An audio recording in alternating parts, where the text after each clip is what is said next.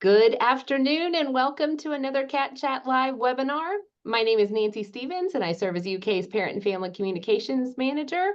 We appreciate you making time for today's webinar. We've got another good one in our series for you, and so shortly you'll get to meet some of our wonderful team members in the Office of Residence Life. But before that, just a few quick housekeeping items. And for those of you who've seen some of our other Cat Chat Live webinars, you've heard this before, so I'll run through it rather quickly.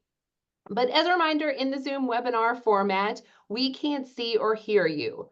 So please do use the Q&A feature in Zoom to communicate with us. The raise hand feature won't work, the chat won't work other than us communicating with you. So please do use the Zoom Q&A feature. After my colleagues from Residence Life have shared all of their good information, we'll start taking your questions, but you can go ahead and start putting them in the Q&A. We'll plan on spending about an hour together today. We know folks are busy, and so we'll cap this at an hour, but we'll take as many of your questions as we can in that time.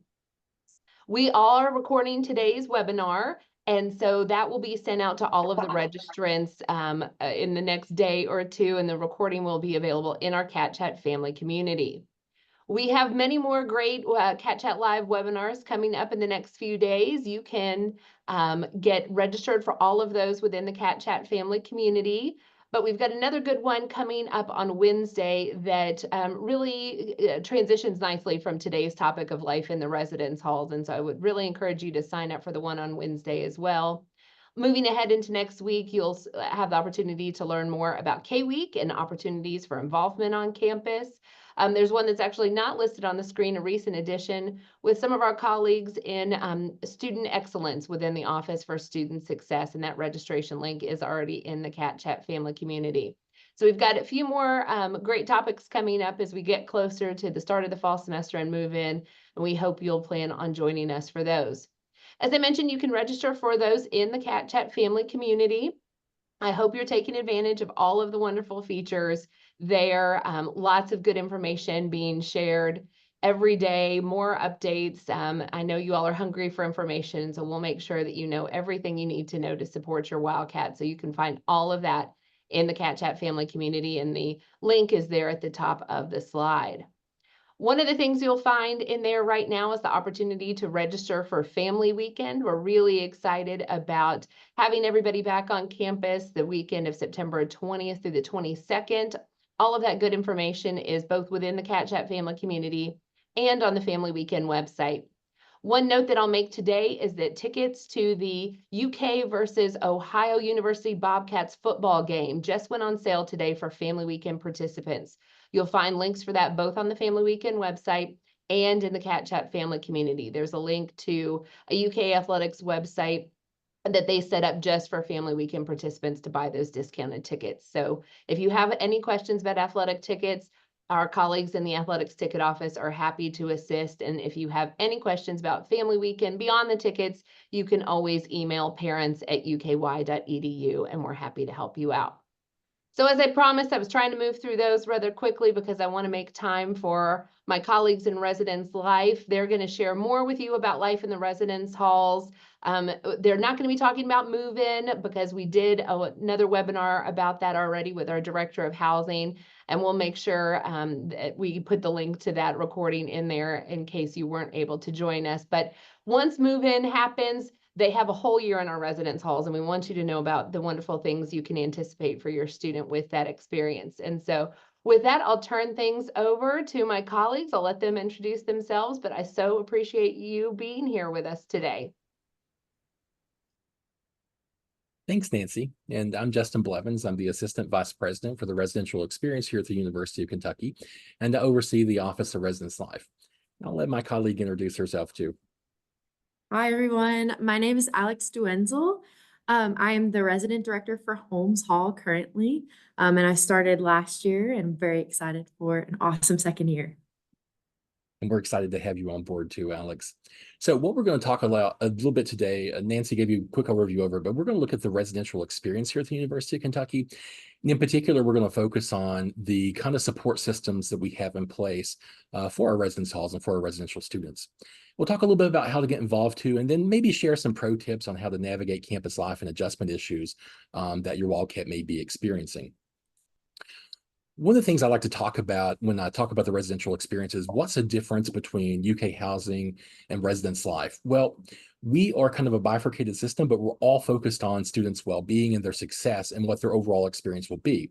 UK housing takes care of the facilities, the housing assignments, and et cetera with it. But in the Office of Residence Life, we're really here, I think, to be sort of the people power behind what the experience looks like once people move into the residence halls. And really, our goal is to create this nurturing and inclusive community where students can thrive academically and personally, which is really at the heart of what our mission is, right? So our goal is to make sure that we take what we know from best practice, what we know from research, what we know from what our students are telling us about how they transition to college and set them up for success as much as we can through the work that we do. You can see this actually in the structure for how we operate. Residence Life is actually a fairly large operation. We'll have about 220 some resident advisors. We'll have somewhere in the neighborhood of 17 to 20 resident directors. And we have what we call community administrative assistants at our front desk for each of our halls, Monday through Friday, from about 8 a.m. to 4:30 p.m. as well with it. We also have our desk clerks who also help sit desk from 12 midnight until about 8 a.m. the next day with it as well. So altogether, it's a fairly large, comprehensive operation. And then we have what we like to call our central office, which is our administrative team. And we oversee a lot of the operations, the education events, residential conduct, and risk management for the operations within the residence halls.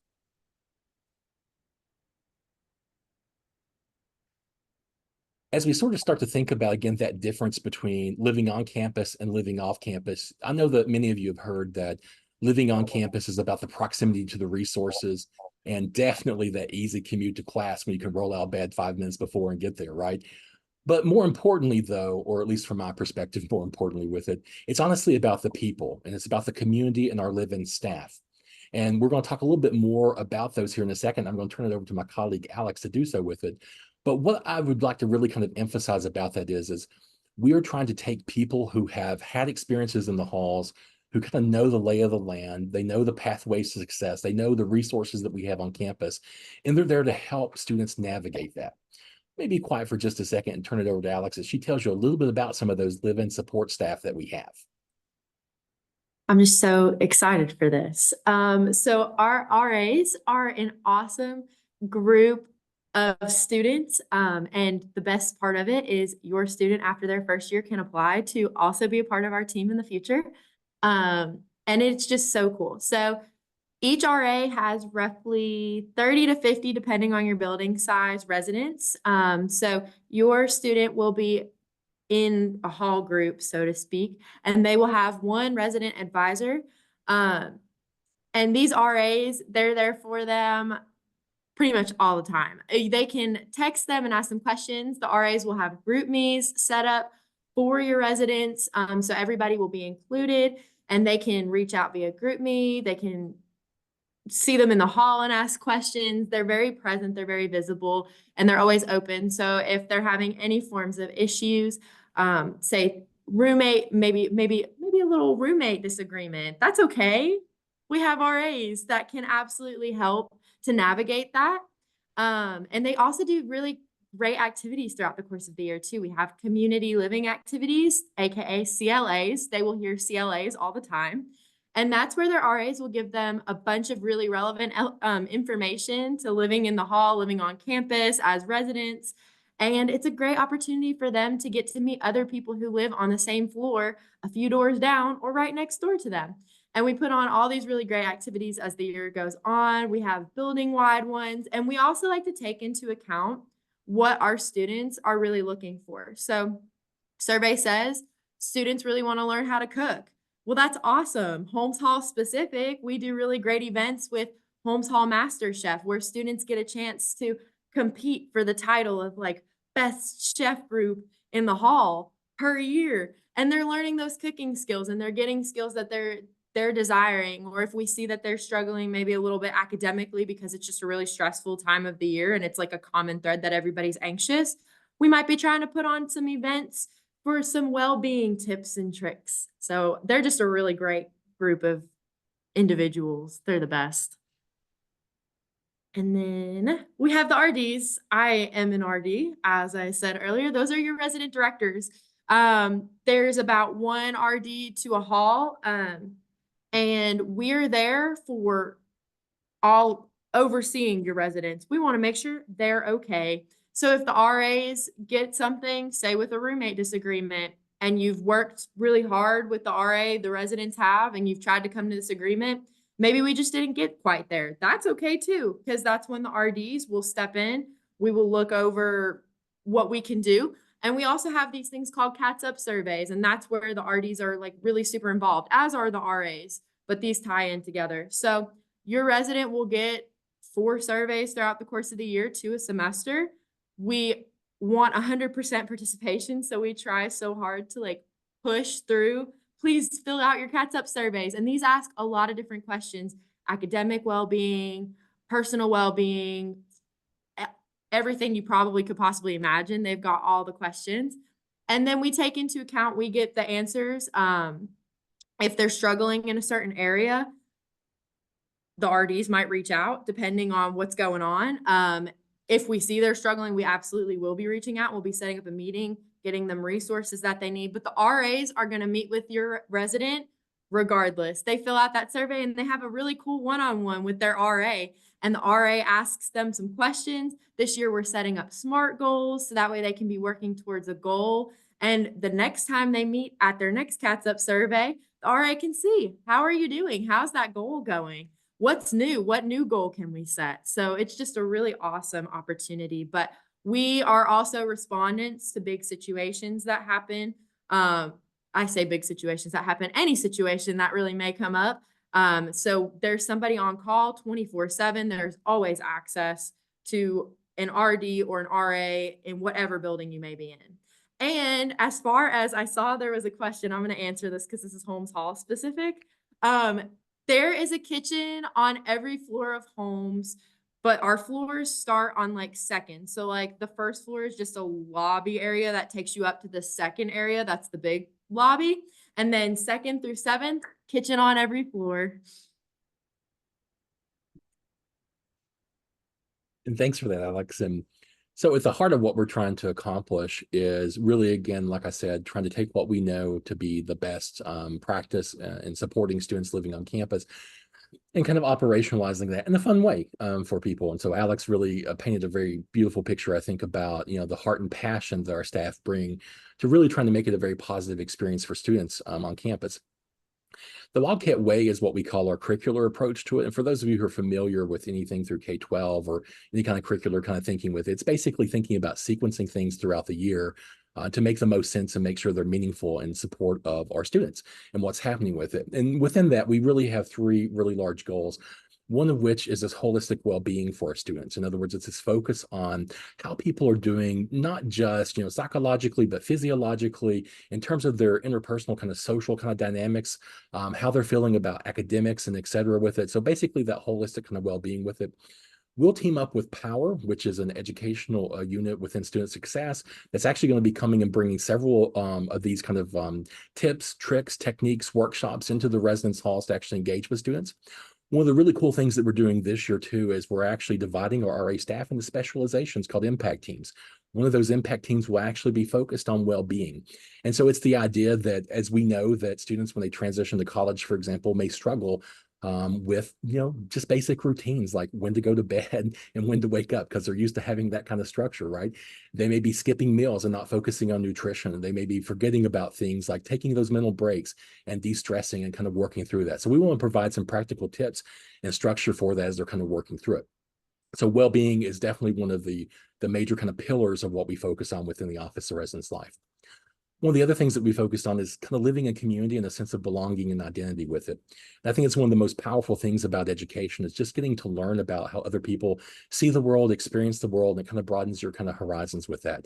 And it can be very just neat. I remember coming from a very small town in Kentucky when I went to college of about 20 to 30,000 people, I think in the county alone, by the way. We came to UK and we have like 30,000 students with it. Just that ability to see different people and understand how different people think, I think was very great with it. So we try to build our residence hall so that, and the way we interact with people, so that it's a very welcoming and affirming place where everyone can feel like they have a home here at the University of Kentucky with it. But part of that also comes into, as you're a member of a community, thinking about your responsibility to the community. And that's where kind of our residential conduct and some of our policies come into play with it as well. So we do have standards and things and policies that we put into place. And basically the emphasis for all that we're trying to do is to make sure that the residence halls are an academically conducive environment, what we like to refer to as that. So we'll have things like quiet hours and study hours. We'll have visitation policies and restrictions maybe based on those that are reasonable for students or whatnot with it. And so what we ask students to do as members of the community is to become familiar with those policies and adhere to them. We also restrict access to our residence halls. So in addition to what Alex was talking about having a 24/7 front desk operations with it, in order to get into the building, you'll have to swipe in at the front desk. To access an elevator, you'll have to swipe in. To go down a corridor, you'll have to swipe in to get in with it. And so we really want to make sure that it's just our residents and their guests who are able to access the facilities and keep that safe. And so we ask that, parents, you help us with this too, and we'll talk a little bit more about it later, but just making sure that as you're talking with your students about some of the policies that we have, helping explain the why behind them and what their role is in helping us with that. Because I've noticed that, it may be hard for someone if they see someone coming down the street to let the door close in their face, but that's why we have access points. We want people to be able to swipe in and make sure that the people who live there are the people who are coming through with it. The other thing that we focus on is academic support. And we know that students are going to vary across the spectrum. There are going to be students who may come in who are just really, really pumped up and excited about the curriculum within college. And there are going to be students who are going to pop in and they're going to be like, oh, is this for me? I don't know. This seems like it's overwhelming. And so we know that it runs the gambit with that. And there's transitional issues associated with it. So we're going to work with our transformative learning group. That's going to be another focus for our impact teams to bring education into the halls about study skills, test taking skills, how to go into academic coaching and how to learn to be a better student and kind of focus on those things with it. Many of our students in the K through 12 system don't really develop the study skills because they're able to, I think, do some crash studying the night before. That may not be a successful thing for them now. And so they may need to be exploring different ways of dealing with that. And so we try to train our staff about these resources. So the students are talking with us about some of the transitional issues. We're able to refer them to the right thing, which is what this resource accessibility, I can get that word out, the resource accessibility is about, right? So our whole goal is to make sure that even though we can't do it all, we have a wonderful support infrastructure here at the University of Kentucky. So we try to be a conduit for residents to be able to connect with these various resources, right? So if a student comes up and says, hey, I'm struggling with X, Y, and Z, we want our staff to be able to say, okay, here's a starting place for you. Here's where we need to connect you. Here's someone that can help you in this situation. So they're not left on their own trying to work through some of these things and trying to figure things out. So as we think about our families and how they can be our allies with it, which first and foremost, I tell my staff, by the way, parents are some of our best allies in terms of student success that we have on campus. I don't know the amount of times I could tell you that I've talked with parents who will just be like, hey, my Wildcat's dealing with X, Y, and Z. They don't know who to talk to with it. And just being able to say, okay, here's what I need you to do. Have them talk to their RA, have them talk to their RD, have them talk to X, Y, and Z. We have someone here to support that with it. But parents can be, I think, some of the best allies because you can hear what is happening in the students' lives that even we may not be privy to. And being able to share that information and support with them and push them into that, I think, is very helpful with it. As you're thinking, though, about what's happening with it, on the left-hand side, you'll see these adjustment issues. One of the things I wanted to impress upon people is just the normalization of these transitional issues. It just happens when you're moving off to a new place, like a new town, starting a new job, et cetera. This is very similar to college, right?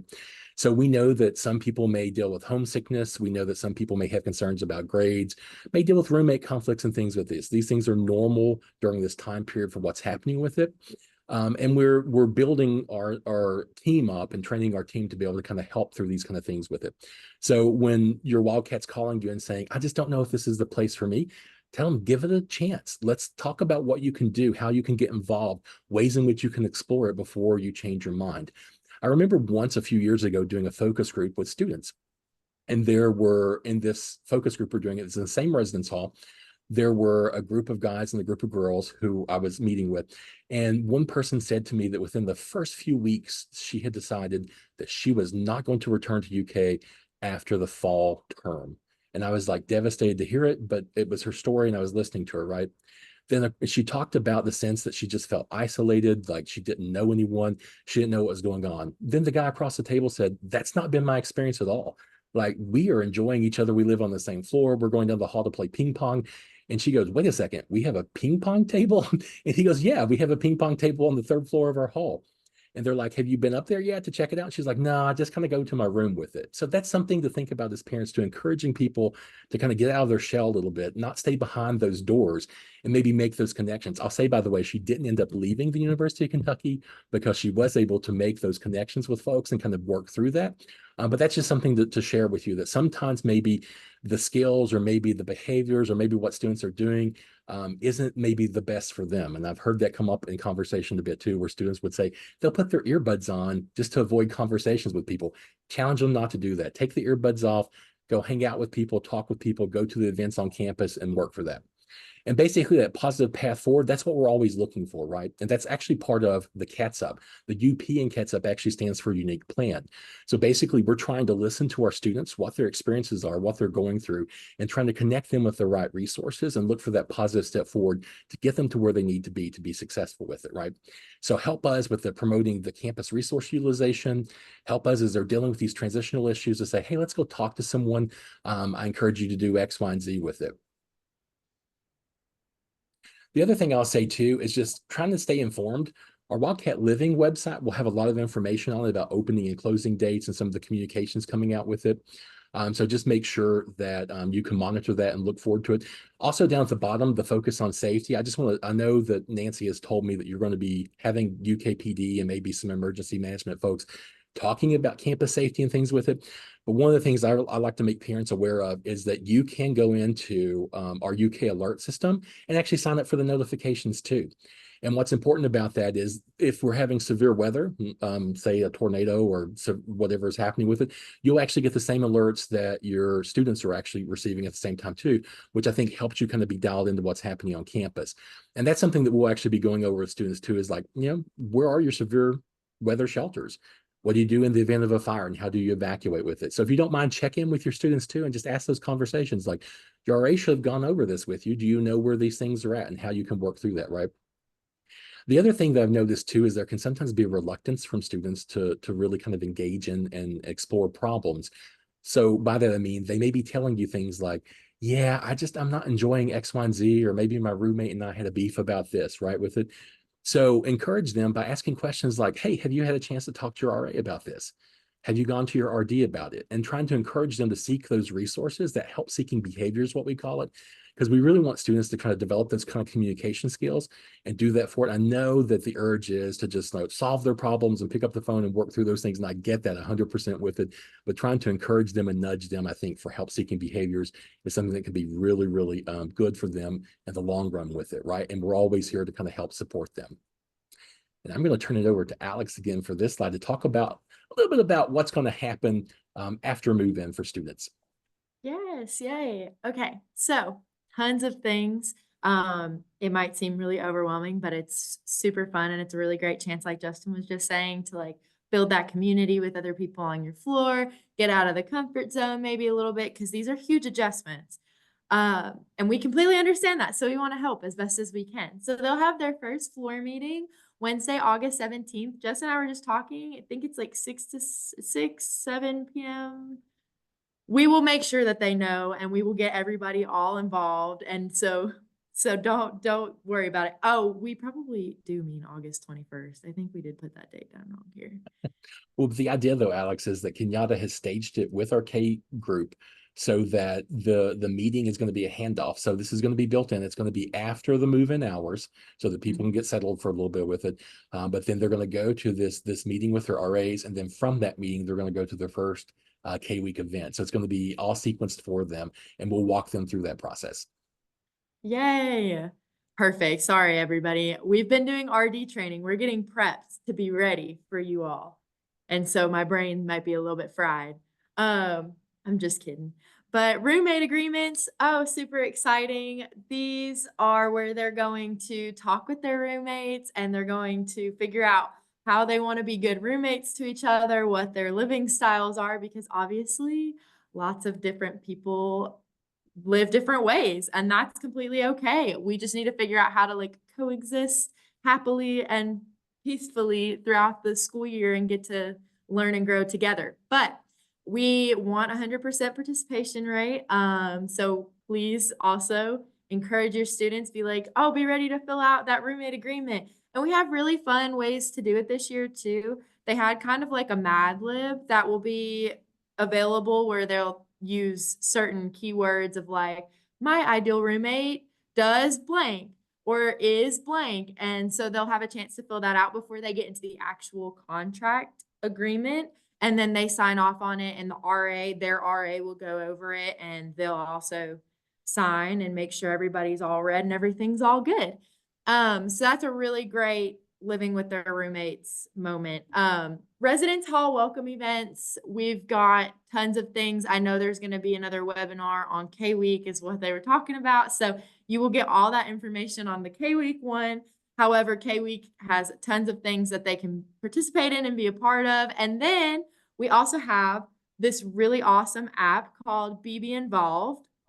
They just search it online. They've got BB Involved passes. This shows them all the events that are happening on campus all the time, different organizations that they can join. They can even filter it. So if they're looking for free food for the day, they can literally click the free food tab and they can go to an event that is going to be giving out free food, or free stuff. Sometimes they do last year they did a Taylor Swift themed make your own like little wildcat, stuffed animal wildcat and Taylor Swift karaoke. So if that's like your kind of thing, you can also look at those.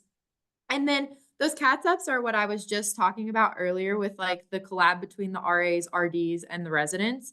Those are those one-on-one conversations that they have with the RA after they fill out the survey. And then sometimes those one-on-one conversations they have with their RD if they are struggling through something, and that's completely okay. And we just want to give them all the resources possibly available to them.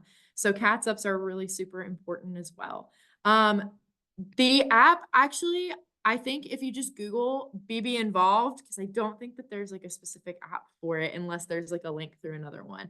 But I always just Google BBN, and it's like BBN in all caps, and then involved, like involved, but without the I.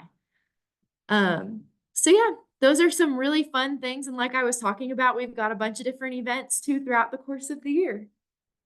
Yeah, and just Alex, they're going to love being involved once they get here. And from student orgs and activities all across campus, that's going to be your go-to conduit for student engagement. So you'll get tons more information. But if you go to the UK website, you can definitely get to BB Involved pretty quickly and look for those events and things that are happening with it.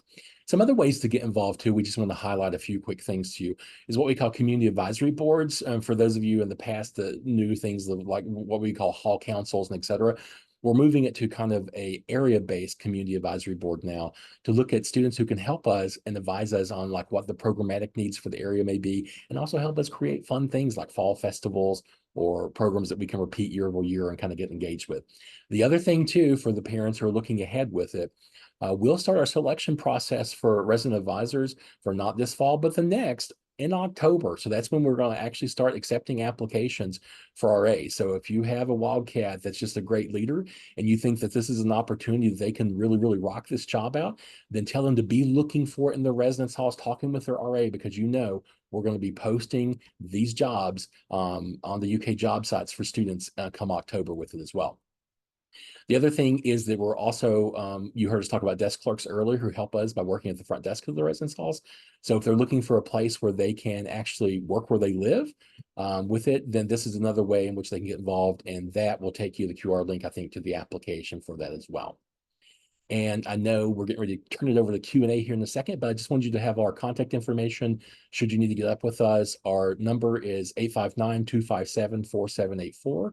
You can email us at reslife@uky.edu, and that's our website. And the one thing I like to highlight about our website is we do put all of our RDs for each of our facilities on there, as well as you can get my contact information and members of our central office team on there as well.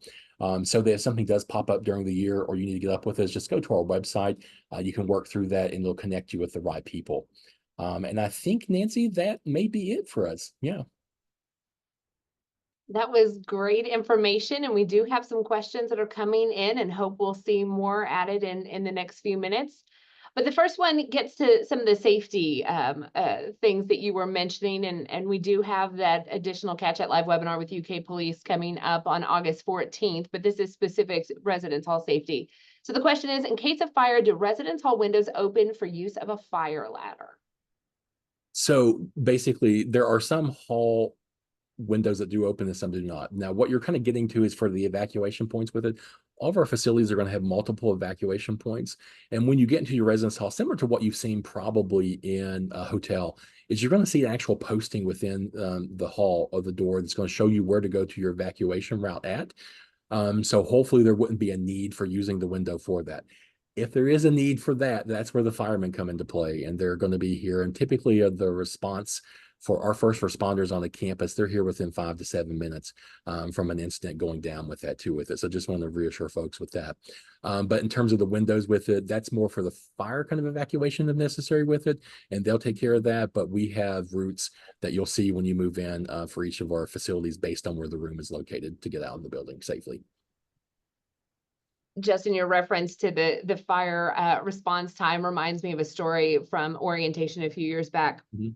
I was talking to a parent who had spent the night in the residence halls prior to orientation. And she said, I slept very poorly last night. There were sirens going off all night long. This must be the least safe place I have ever been in my life. And I kind of chuckled a little bit because I was like, well, there's hospitals on either end of campus. There's a fire station right across from campus.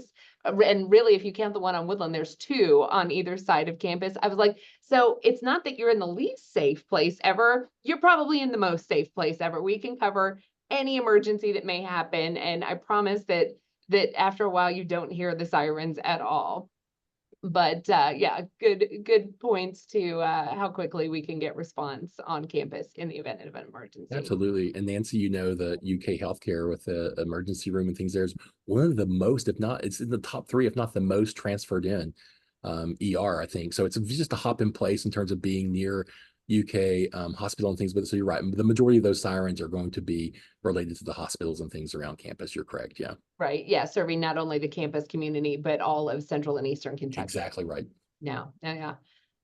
This is a great question for Alex, and I love this question in general. So the question is, what's the vibe like on the weekends in the residence hall? I know you can speak to homes, but in general, what's it like on the weekends? I'll tell you. So all the RDs also live full-time in the residence halls all year, every day, all day, 24/7. So fun. So I get to see what this is like all the time. And it honestly depends on the time of the year. So football season, you're going to see all over on the weekends. People all decked out in their UK gear, walking over to the field, getting all hyped up, coming back, hanging out, hanging around. It's so fun. And then you've got like basketball season where people are headed off to Rub, or they're just like enjoying March Madness and people are ordering pizzas and they're hanging out and they're with their friends in the lobbies. And so it's honestly, it's very lively. I think the exception to the liveliness might be like on big holidays, like when like Easter weekend. I don't know, a lot of people seem to go home. And so like sometimes it gets a little quiet, but it's usually just when there's like bigger holidays that people are going home to celebrate. Other than that, there's tons of stuff going on. It's super fun. Everyone's really active. And I see a lot of people in homes specific who are just like in the lobbies or out in that courtyard area, just hanging around talking. So hope that answers it. Yeah, that's great information. And I think that at times where students feel like there's nothing going on, occasionally I'll hear that from some of my UK 101 students. I find it's like Justin's story about the student who wasn't getting out and exploring the residence hall and exploring campus. And so, yeah, it feels like nothing's going on if you're not leaving your room. If you're just expecting to hear a lot or just see a lot or have, you know, all the action come straight to your door, it doesn't always work out that way.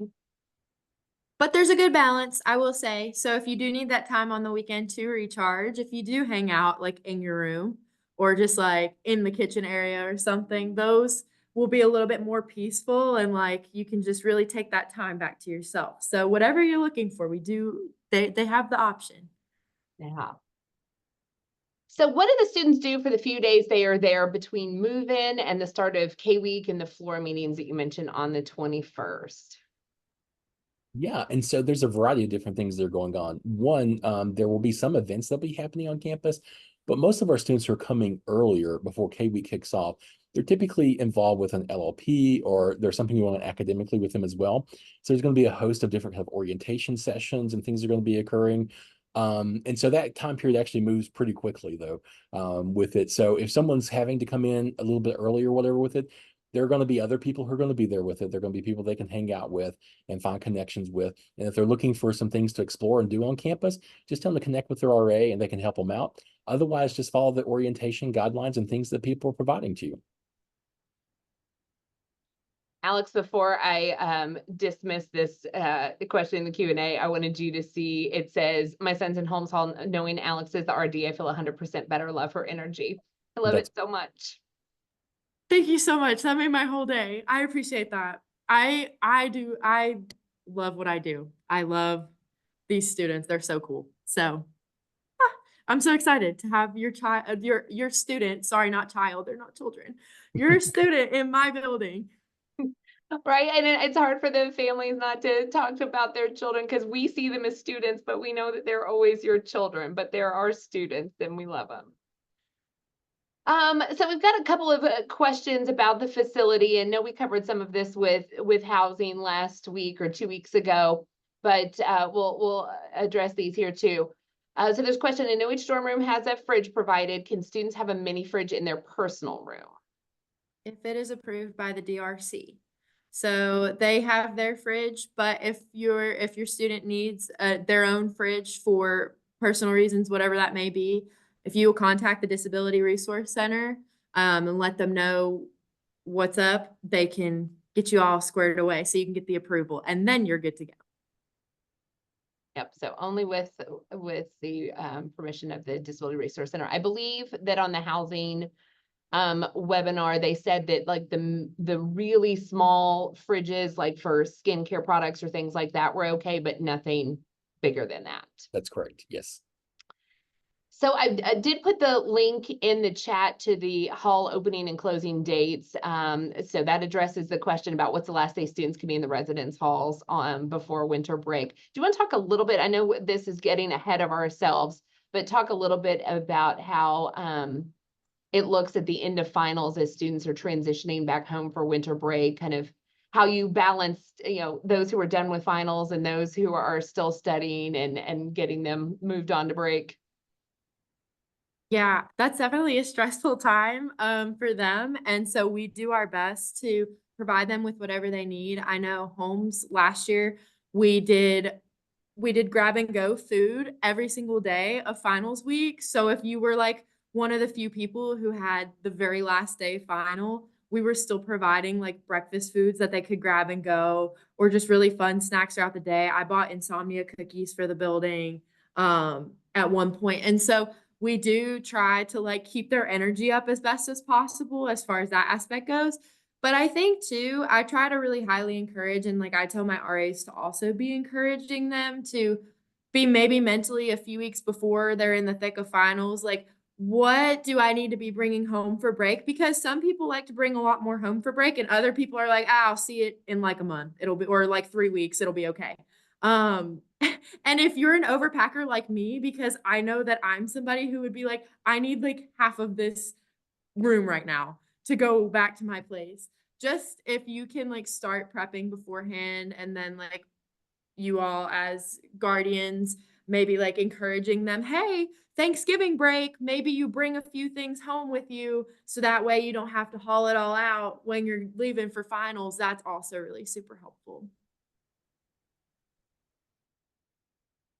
Justin, I know you had the PowerPoint up a moment ago. We've got somebody asking to see the QR code one more time, if you wouldn't mind revisiting that. Oh, absolutely. Let me go dig that out again. Yeah, And while you're doing that, I'll ask Alex, there's a couple of questions about how laundry works, where the laundry rooms are they hard to get in? Is there a wait for washers and dryers? So anything you can speak to about laundry in the halls. Yeah, absolutely. For this one, I'll speak for Homes specific because buildings are set up a little different, but Homes has 2 washer dryer rooms. They're all on that second floor, which is really our main floor. And they're down both hallways. And honestly, people usually like space it out enough where I don't really ever run into students like, I've been waiting forever and I couldn't put my laundry in because we do have quite a few washers and dryers. And you would be surprised how different like people's schedules are for washing and drying. So despite the like seemingly large amount of students that live in that building and like the small, I would say small number of washers and dryers in comparison, really we don't seem to encounter that issue. Just please remind them because we always put up signs and like send out emails reminding them to get their clothes after they are done drying. But some people really do forget them or like leave them for 24 to 48 hours and then they get moved out of the dryer potentially and like we don't want their stuff going missing. So if they just remember to like set a timer and go grab it when they're done. But other than that, they don't typically I've really ran into no issues last year with washers and dryers. And Nancy, I think they announced this when our housing colleagues were here, but of course, we were very excited that all of the washing and drying in the residence halls is going to be free for students this year. So there's no fee for it. So washers and dryers are going to be provided at no cost for them. So to do laundry. Yeah, when that came up at orientation a couple of times, they were big cheers from parents and families. So the free laundry is going to be awesome this year. And then there was several of the returning student leaders who were like, wait, they did that after I moved out. So here's a question about some of the leadership opportunities for students in the hall. So for students interested in becoming an RA, do they need to take the required course first semester of their freshman year, or do they apply to be an RA before they've completed their class? So they'll apply in October before the class will actually be in the spring. So if you're an applicant that's moving forward in the process, so basically October we'll be collecting applications, and then in November, December, we'll actually be doing interviews for that. And so we'll do tentative job offers, and then people will go into, and the reason why I say tentative is we don't know the amount of people we can actually make a firm job offer to until the RAs who are currently here inform us about whether they're coming back or not, and et cetera. So there's a lot of variability within it. But for the people who pass through the interview kind of process, we'll let them go through the course in the spring with it. And then by March to April-ish, they should know their placements for the fall coming up, and they'll be finding out if they have the job or not and where things will be going with it. So your timetable will be a little bit like that. Apply in October, interview in November, December, take the course in January, February, March, and then by March, April-ish, you'll be getting the job offers and know where you're going to be going for the fall if you become an RA. Thanks for explaining that process.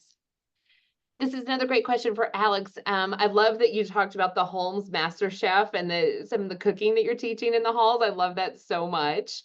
So this parent or family member is asking about the community kitchens, what the typical usage looks like, about halls. Do they have pots and pans for folks to check out, or do students have their own that they store in their room? How does that work?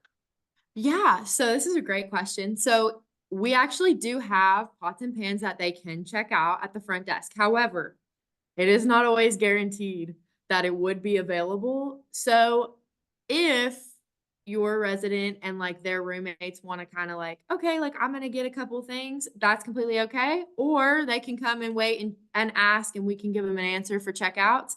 And then as far as storage in like the actual kitchens themselves, there is some cabinet space and there are like large fridges with freezers in each of those kitchens. They are more than welcome to put like leftovers and things in those fridges if they want, as long as they like label it, because really people don't touch, people at least last year did not touch other people's items in the fridges so long as they were labeled and it's like, okay, this is ours. But I also know a lot of people will try to like store their specific stuff in their mini fridges as best as possible. So It's really up to your resident. And if there were any issues, that's when they would reach out to their RA and then potentially me, and we would work out a solution. And I think it's a good point, Nancy, to jump in on and say there are a lot of different things. They're going to be particular to the halls. They may have board games. They may have cooking utensils. There may be a lot of different things they can actually sign out at the front desk. So when they get there, in addition to exploring to look for the game rooms and knowing where ALCs are at, by the way, ALCs are what we call our academic learning centers, or study rooms and et cetera that we have. We have hundreds across our residence halls. So every floor has an ALC or a space that students can go in and study and hang out with their peers with too. So getting acclimated to the hall, finding out what's available there to check out, finding out where the ice machine's at, finding out where the laundry rooms are at, finding out where the kitchens are at, all those different things I think is very important on those first few days that they're there. And if they're looking for something, just tell them to ask their RA or stop by the front desk. Yeah, and I think getting to know those front desk staff is always such a good tip, because they're the folks who know all of the ins and outs of the building, and you know, how mail works, and yeah, what's available for checkout. And so yeah, not just zooming in the front door and heading straight to the elevator, but getting to know that hall staff is important as well. Do a shameless plug on mail too while we're there with it. Also, if you go to the Wildcat Living webpage and you look at the residence halls, you click on the residence halls tab, whatever hall they're living in, one of the things that's really cool about that webpage is it will have the formula, if you will, for how to write the address to mail something to your Wildcat there as well. So if you don't mind, check out that page and make sure that you're mailing it to the right location with that. It's always helpful because it may not be as intuitive for folks, because you may just write, okay, send it to Frazee Hall or something on campus, and it may or may not get there if you don't code it the correct way with it. So if you don't mind, go to the website and make sure that you're looking at that and filling it out in terms of the mail that you're sending accordingly. And it'll tell you different directions for how to do it, for if you're physically trying to get to the hall versus if you're just sending mail through like the USPS. It's all on that website. So it's really helpful for parents. Yeah, and am I right in hearing, I feel like I've heard in multiple halls that students are not always good about checking their mail. So that may be something, if you send something to your student, you may need to nudge them to go check. Oh yeah, like that shameless plug on this one too. And I this is something that I don't fully understand, but sometimes we'll have students who will DoorDash or order food and let it sit there for 4, 5, 6, 7, 8 hours. So if you don't mind, encourage them that when they're ordering it to stop by and pick up the food, just from a health safety kind of thing with it. But then also think about it. If you're sending fruit or something, please make sure they stop by and pick it up, because I know parents do such a great job of like sending cookies or little fruit baskets or different kind of things to the halls with it. So making sure they're checking their mail regularly and not leaving that stuff sitting in the mailbox somewhere is very helpful. Got one other mail question, asking for a reminder about what's delivered directly to the residence halls versus what goes first to the central UK post office before going to the halls. Do either one of you know that off the top of your head? It's going to vary, to be honest with you. So we receive deliveries from all the major delivery providers. So whether it's FedEx or UPS or et cetera, they're going to be coming to the halls.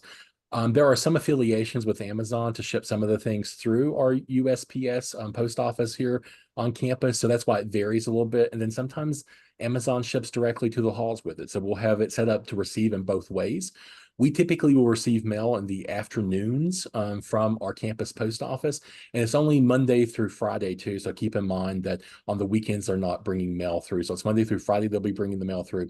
The other thing I'll say too is it can get a little confusing, because some of the Amazon packages will be sent to our central campus mail hub, and the student will get the receipt saying your package has been delivered. It actually hasn't made it to the hall yet. It's just sitting in the hub there, but we at UK have it. They just haven't brought it over to us yet. So what we have set up is when we get a package at the front desk, our StarRes system will actually email the student and say, we have a package at the front desk for you. So those are the ones to look out for. So anytime a student gets a package, they're going to get an email from that system telling them to stop by and pick it up. Yeah, and there are those 2 Amazon lockers on campus too, one in the Gatton Student Center and one over at the 90. So keep those in mind as well. Getting back to our conversation about cooking in the common kitchen, there's a question about how often the common refrigerators are cleaned out. Okay, so with my staff, they're usually actually really good about making sure that they're like removing stuff or like throughout the course of the year. However, people tend to forget to clean them out for like breaks. So the RAs do go in and they do take out the stuff, like take out old stuff, because obviously if you leave for winter break and you've left like a pizza in there, it's not going to be good by the time you get back anyways. And we don't want to like cause it to smell up everything and get everything gross. So they do get cleaned out usually around those break periods where, or those like longer periods for breaks where residents are going home. Yeah, it might be a good tip as long as you're labeling something, you might put the date on it as well. So if Yeah. you're cleaning out, they know what's recent and what has been sitting there for a while. Yeah, now if it's like Tupperware, we'll typically like leave it because obviously we don't want to throw out people's belongings. However, if it's those things like a pizza box and it's winter break time, we obviously know it's not going to be good by the time you get back anyways, and we would rather save you from getting food illness. Mhm. So Alex, you mentioned breaks. So there's a question about halls that are open during breaks. What are the expectations for staffing? Is everything still fully staffed? And you may even, while we're talking about halls that are open during the breaks, maybe talk about, expectations for access to halls that aren't open during breaks. Yeah, sure. So all of our halls that are open for breaks are fully staffed. We have desk coverage 24/7 still. We still have on-call RAs. We still have on-call RDs for anything that may arise. So that is there. And then as far as expectations for buildings that do close, we provide you with the move out date, the time that you would have to be moved out by. Our RAs will go knocking on the door roughly like if you have to be gone by noon, they'll start knocking by 10 a.m. to let you know, hey, you have 2 hours before you need to be out for this break, because once it hits that time, they do lose access to the building on their cards. So even if they're scanning, their card will not work, and they will not be able to get back in. Now we have had, sometimes stuff happens and they reach out to the RD and the RD's like, okay, like, yeah, your family can't be here to like help you move some stuff until 20 minutes after like that final like move out time. And we'll just encourage them like, hey, listen, just have all your stuff ready. And then we can make sure that like you have the access you need once your family gets here. So, but we do really stick to those times as best as possible. So that's kind of the expectations. And then they also get the times that they can arrive back. And like I said, those cards won't start functioning for them to be able to get back in until that time. Well, I'll add too, Alex, that for our halls that are closing, so we'll have 6 halls that will remain open for academic breaks. That's our Wildcat Co-Lodge, Blazer Hall, Boyd Hall, WG4, U Flats, and Smith Hall. So those are going to be the facilities that will remain open during the breaks. For those who are closing, we have like a closing checklist that we will provide residents, and we'll encourage them to think about taking your medication, packing up what you need for the break or whatever. That we've also had people who will leave like concert tickets or game tickets and things in the rooms. So we try to create a checklist that helps walk them through that. But if you don't mind just nudging them and helping us with that communication with it, like Alex said, if there's an emergency situation, we do have on-call people, but students will not have access to the rooms or to the facilities. If it's a closed break, their access will be turned off during that time period. So I've got a few more questions, a little bit of this, a little bit of that. Are there trash chutes on each floor? As far as most buildings, no. I think U Flats might be the only one that has a trash chute on the main floor. However, there are trash compactors that are fairly close to the buildings, and that's where all the trash needs to go. Because this is just like a little push, maybe help push them in the right direction too. We have small, like little trash cans and like recycle bins inside the hall, but those are just supposed to be for really quick, like I have this water bottle that I need to throw out, not for like I have this whole bag of trash, because we will have like our conduct standards are to be taking your trash out. And so if your resident is leaving like trash bags in the hall next to those like small trash cans, then we end up having a conversation and we send them like an incident letter, and it's just like, hey, listen, like make sure we're not doing that, because there is the potential for trash charges if it's being left in the wrong spaces. So, but we do have trash compactors and plenty of space in those.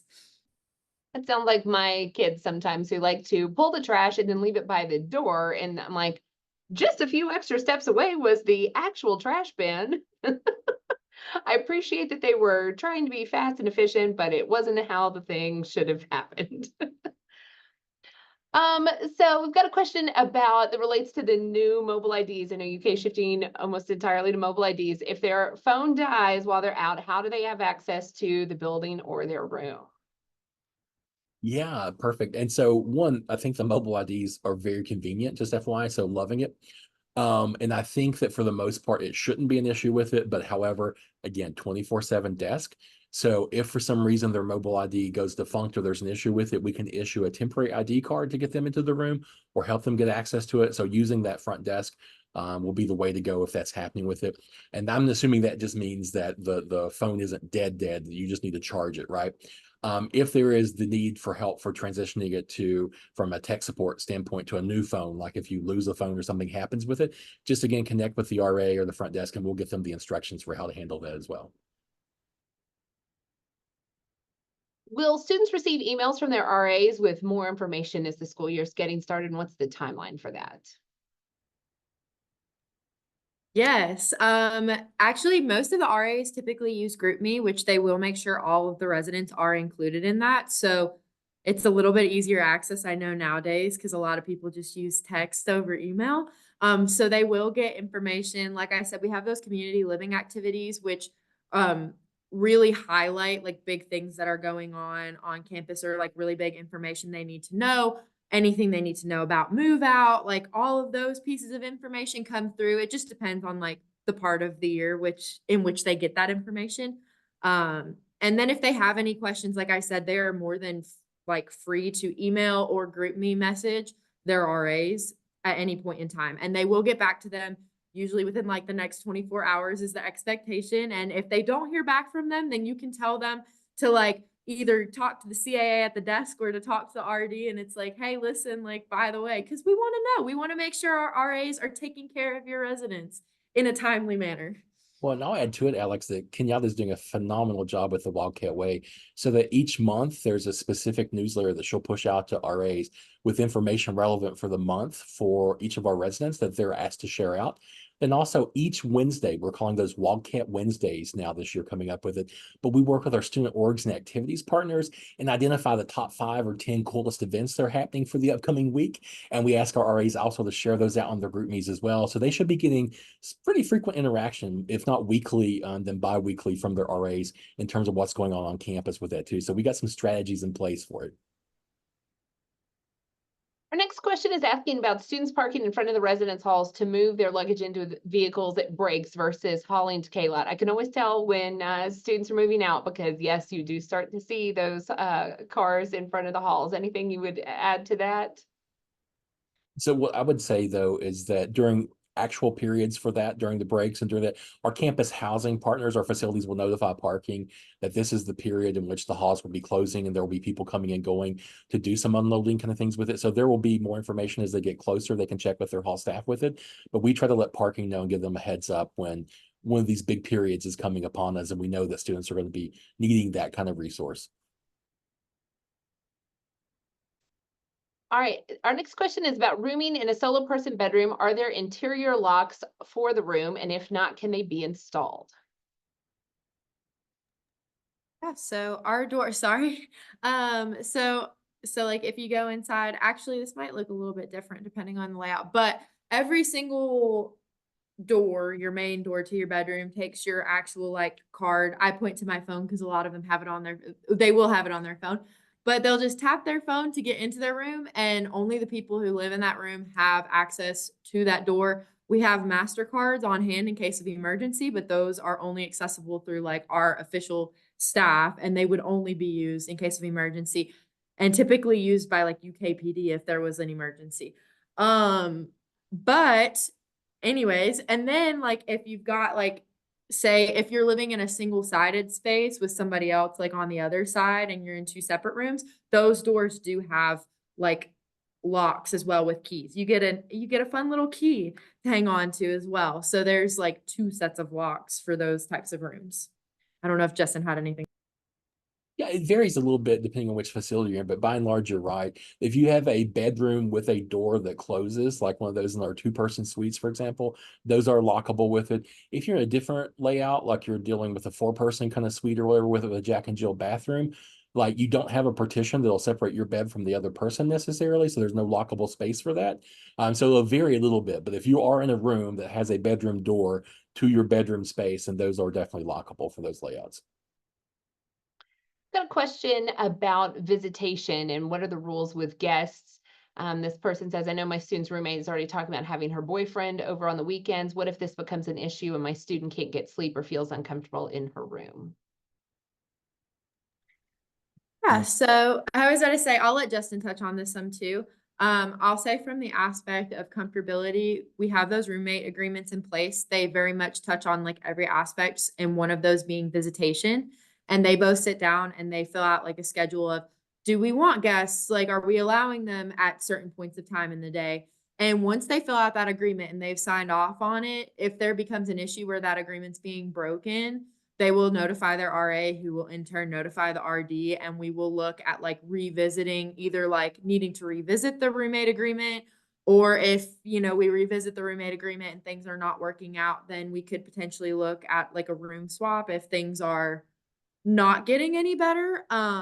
So long as those roommate agreements are the first step and they're crucial, and that's why we try to push them to not like rush through filling them out, and really take their time and be intentional with it. But as far as by technicality, on a more general basis, we do allow visitors like at really any hour. They just have to make sure that they check in at the front desk with the resident who like lives there, who's bringing them up. But it's only for what, 3 days straight? Before like it's like, okay, no more 3 days straight in a week, and that's your max capacity here. But I can let Justin talk some more. No, I mean, you're hitting the nail on the head with it, that we try to, see our students as adults and work through that. So the very first step is, again, that roommate agreement, having those conversations with it. The second thing I'll say, that even though we have a visitation policy and someone can have, I think the way we have it worked out is that you can sign in 2 guests at a time for the visitation with it. We have also what we call a cohabitation policy, which is what Alex was getting into with it, which means that if you're there too frequently, and especially there at night, like beyond a certain period of time with it, it becomes problematic behavior, then our staff will address it too. And so if that were to happen, someone could just be like, hey, listen, this person's here like 24/7 and essentially living in this space. That we don't permit that in the residence hall. So just make sure to let your RA know if something like that is popping up or happening. So this is another question about trash. Asking if the rooms come with trash cans and provided, or if folks need to plan on packing those for move-in. So right now they're providing the recycling blue bins. And our goal in the future, I think, is they're working on providing the trash bins, but right now I don't think they are. So don't worry about the blue bins for the recycling, but I would definitely grab a trash bin for the room. And then the last question, I know we're a couple minutes over on time, but because we just have a few questions, been trying to get those in. I also think that this is a great question for Wednesday's webinar, talking about living in community and navigating potential conflicts and all that. If you're in a 3-person suite, you're the solo person, how do you recommend sharing bathroom space between 3 people without causing issues? Alex, what have your residents told you? So like I said, a big crucial thing really is that roommate agreement, because if you're in like a 3-person suite, and like even if you're individually in your own space, you still fill out that agreement between all of you, and it does touch on cleaning and like all, and who's supplying what, are we sharing anything. I definitely recommend if they are able to reach out before they get there, just talking about, hey, how do we want to do toilet paper? Like, do we want to do one, like everybody buys like a 6-pack, or like one person buys a 6-pack, and then when that's out, like the next person buys one, or like, do we all have our own? Do we share? Making sure, especially for girls, and I'm speaking on this because this was a big ticket number and would be for me too. Our hair loves to shed and fall out all the time and get stuck in the drain. And just being very mindful, like, okay, making sure that we're all collectively in agreement. Get your hair off the walls, get your hair out of the drain, throw it in the trash can. who's taking out the trash when? Are we doing it once a week? Are we doing it like, or obviously if it gets full, how do we divide up the responsibility? So I would just recommend them talking about that as best as possible beforehand. And that's really the only recommendations I've gotten from residents slash like my own personal experience. All right, well, we have addressed all of the questions, and so since we're a few minutes over, we'll go ahead and wrap up. If folks do have additional questions that they think of after today's webinar, you can always email parents@uky.edu, and we'll make sure that we get you the information you're seeking or connect you with our campus partners who can best address your question. Justin, Alex, thank you so much for all of the good information that you shared today. This was really helpful to get a glimpse of life in our residence halls because things have changed a lot over the years. To hear you all talk about today's residence halls at UK, it does not look anything like my own collegiate living experience. So I think it's good for all of us to get a refresher on what things look like for our Wildcats now. Any final tips or things that you would share for the good of the group? Just get excited. We're excited to have you back.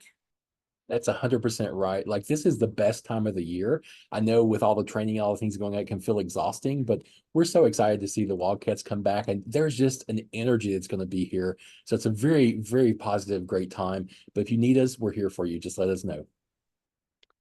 Well, thank you again, Justin and Alex, and thank you for joining us for today's webinar. I've put the link for Wednesday's webinar on navigating college conflicts in the chat, and do hope you'll plan on joining us for that one and for the others coming up in the Cat Chat Live series. So we'll see you again soon for another Cat Chat Live. Thank you so much, and go Cats.